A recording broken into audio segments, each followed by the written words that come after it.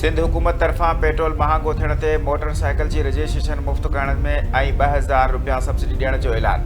वरी वज़ीर मुराद अली शाह चयो आहे त ईरान जंग सबबि दुनिया ॾुखियुनि हालतुनि खे मुंहुं ॾेई रही आहे। पाकिस्तान ॿाहिरिनि तेल ते भाड़ींदो आहे, जंहिं सबबि हुकूमत खे ॾुखिया फ़ैसिला करणा पिया। अवाम खे रिलीफ ॾियण जे लाइ क़दम खयां पिया वञनि। मोटरसाइकिल हलाईंदड़नि खे 3 महीननि ताईं 2-2000 रुपया सब्सिडी ॾिनी वेंदी। पब्लिक ट्रांसपोर्ट जा भाड़ा न वधाइण जे लाइ गाॾी मालिकनि खे 70,000 खां 1 लख रुपयनि ताईं सब्सिडी तौरु ॾिना वेंदा। मुसाफ़िर बस मालिकनि खे 1,40,000 सिंध हुकूमत में ॾींदी। रजिस्टर नंढनि आबादकारनि खे 1500 रुपया फ़ी एकड़ ॾिना वेंदा। उमेद त उन्हनि क़दमनि सां महांगाई में घटिताई ईंदी।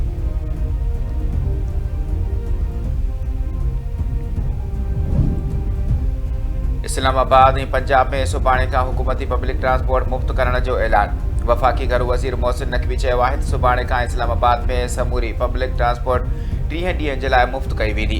हीउ क़दम वज़ीर आज़म शहबाज़ शरीफ़ जी हिदायत ते अवामी रिलीफ जे लाइ खयो वियो आहे। हिन सहूलियत जा ख़र्च घरू वज़ारत बर्दाश्त कंदी। पंजाब जी वज़ीर आला मरियम नवाज़ तरफ़ां हुकूमती ट्रांसपोर्ट मुफ़्त करण जो ऐलान। मरियम नवाज़ जो चवणु आहे त orange line train, metro bus service, speedo bus ऐं ग्रीन इलेक्ट्रो बस में अवाम मुफ़्त सफ़र करे सघंदो।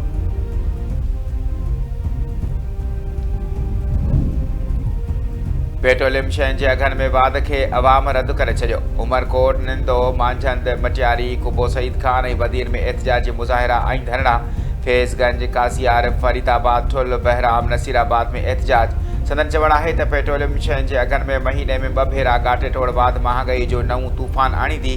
महांगाई सबबि मिडल पोरियत तोड़े मज़दूर तबिको अॻे ई सख़्त परेशानी जो शिकार आहे।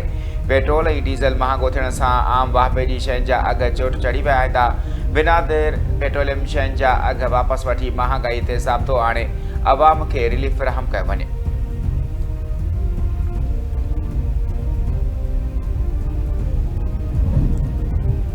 क़ौमी असेंबली में पेट्रोलियम शयुनि जे अघनि में वाध ख़िलाफ़ अपोज़िशन जो एहतजाज, नारेबाज़ी। एजेंटा जूं कापियूं फाड़े छॾियूं।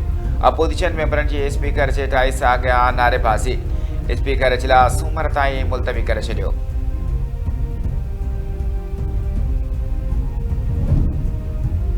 सिंध हुकूमत तरफ़ां ट्रांसपोर्टरनि जे मसइलनि जे हल जे लाइ कोशिशूं करण जो फ़ैसिलो। सीनियर सूबाई वज़ीर शर्जील इनाम मेमण जो गुड्स ट्रांसपोर्ट जे सदर शहज़ाद मलक सां फ़ोन ते राब्तो। गुड्स ट्रांसपोर्ट जे सदर तरफ़ां ट्रांसपोर्टरनि खे पेश ईंदड़ चैलेंजनि बाबति आगाही। सीनियर वज़ीर तरफ़ां ट्रांसपोर्टरनि सां हर मुमकिन सहकार जी ख़ातिरी। शर्जील इनाम मेमण जो चवणु आहे त मसइलनि जे हल जे लाइ भरपूर कोशिशूं कयूं वेंदियूं।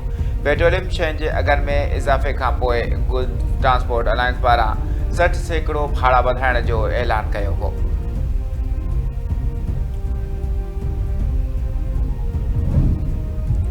सियासी मामलनि बाबति वज़ीर आज़म जे सलाहकार राणा सनावला चयो आहे त कुझु अंसर मौजूदा हालतुनि में अवाम खे गुमराह करण जी कोशिश करे रहिया आहिनि। दुनिया जे मुख़्तलिफ़ मुल्कनि में पेट्रोल ऐं डीज़ल दस्तियाब ई नाहे।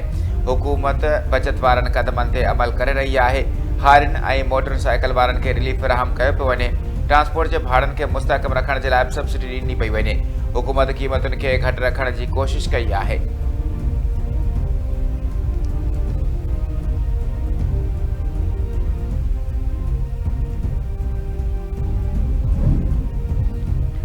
पाकिस्तान जो गॾियल अरब इमारात जो कर्ज़ वापसि करण जो फ़ैसिलो। ज़रियनि मूजिबि पाकिस्तान हिन महीने जी आख़िर ताईं $2 अरब अबू ज़हबी खे वापसि कंदो। हीअ रक़म पाकिस्तान जे अकाउंट में सेफ डिपॉज़िट तौरु रखियल हुई। पाकिस्तान $2 अरब ते 6% जी शरह सां व्याज अदा करे रहियो हो।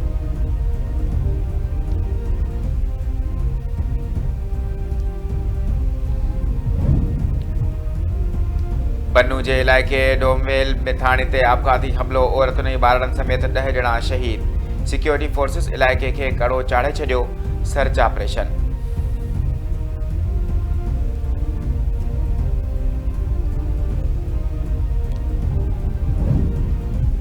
ईरान जो USS इब्राहिम लिंकन ते मिसाइलनि सां हमिलो। पासदाराना इनक़लाब 91 लहर में ॿियो अमरीकी F-35 फाइटर जेट किराइण जी दावा। रूसी मीडिया मूजिबि अमरीकी सामूंडी बेड़े खे निशानो बणायो। इसराइल जे मुख़्तलिफ़ शहरनि में बि ईरान जा मिसाइल हमला। इसराइल जो दिफ़ाई निज़ाम नाकाम। ज़ोरदार धमाका, बाहि भड़की पई। ईरानी सामूंडी फ़ौज खे शमबेट ते दुश्मन जो बेड़ाक जहाज़ बि किराए छॾियो। उर्दन जे अल रज़ाक़ फ़ौजी अॾे ते ईरान जा ड्रोन हमला। बहरीन में एमेज़ॉन जे क्लाउड फैसिलिटी खे निशानो बणाइण जी दावा।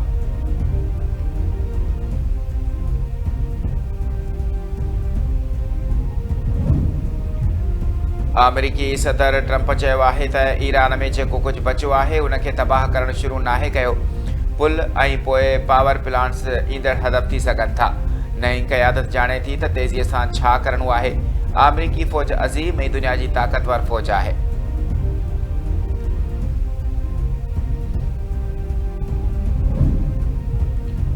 अमरीकी बचाव वारी वज़ारत army chief of staff general Randy George खे उहिदे तां हटाए छॾियो।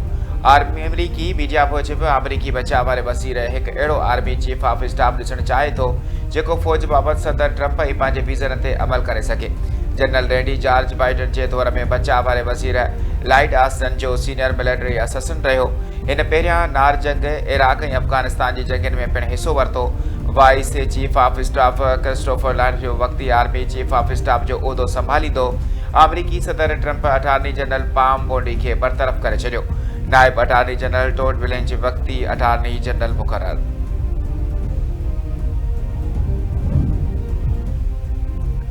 गॾियल क़ौमुनि जी सलामती काउंसिल हुरमज़ जी सूरत हाल ते बहस करण जे लाइ हंगामी इजलास। हुरमज़ जे पाणी में वापारी रस्तो खोलण जे लाइ ताक़त जे इस्तेमाल जी इजाज़त ते बहस। बहरेन पारां पेश कयल करारदाद में जहाज़नि जी हिफ़ाज़त जे लाइ फ़ौजी कार्रवाई जी तजवीज़। करारदाद में ईरानी हमलनि खे नाक़ाबिल क़बूल करार ॾिनो वियो ऐं मुतालबो कयो वियो त सलामती काउंसिल सामूंडी रस्तनि जी हिफ़ाज़त खे यकीनी बणाए। हुरमज़ जो सामूंडी लंघ खोलण जी करारदाद ते अॼु वोटिंग जो इम्कान। फ्रांस, चीन ऐं रूस जी करारदाद जे मुसवदे जी मुखालफ़त। एंटोनियो गुतेरेस पारां अमरीका ऐं इसराइल खां ईरान जंग फौरी रोकण जो मुतालबो।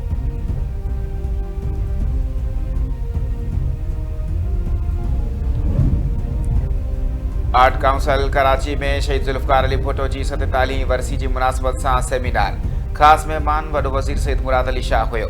मुशाहिद हुसैन सैयद, रज़ा रब्बानी, सुहेल बड़ाइच, सईद गनी, हुमा बकाई, डॉक्टर जाफ़र अहमद ऐं मज़हर अब्बास समेत मुख़्तलिफ़ शख़्सियतनि जी बि शिरकत। शहीद ज़ुल्फ़िकार अली भुट्टो कंहिं हिकु ब्लॉक जो हिसो पिए थियणु चाहियो। असां अॼु ताईं इहा कोशिशि कयूं था त असांजी आज़ाद परॾेही पॉलिसी हुजे। चीन खे सभिनी खां पहिरियां शहीद ज़ुल्फ़िकार अली भुट्टो तस्लीम कयो। वॾे वज़ीर सईद मुराद अली शाह जो ख़िताब। मुक़ररनि जो चवणु हुयो त ज़ुल्फ़िकार अली भुट्टो जो आलमी नज़रियो विच ओभर ताईं महदूद न हुयो। शिमला मुआहिदो शहीद ज़ुल्फ़िकार अली भुट्टो जो हिकु वॾो ऐं कामयाबु कारनामो हुयो।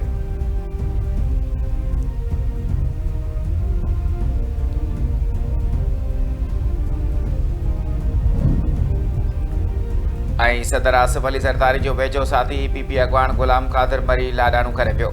ग़ुलाम क़ादिर मरी कराची जी ख़ानगी इस्पताल में दमधणी हवाले कयो। ग़ुलाम क़ादिर मरी गच अरसे खां बीमार हुअण करे कराची जी ख़ानगी इस्पताल में इलाज हेठि हुयो। ग़ुलाम क़ादिर मरी जे लाॾाणे ते सियासी समाजी तंज़ीमुनि जे अॻवाननि पारां ॾुख जो इज़हार।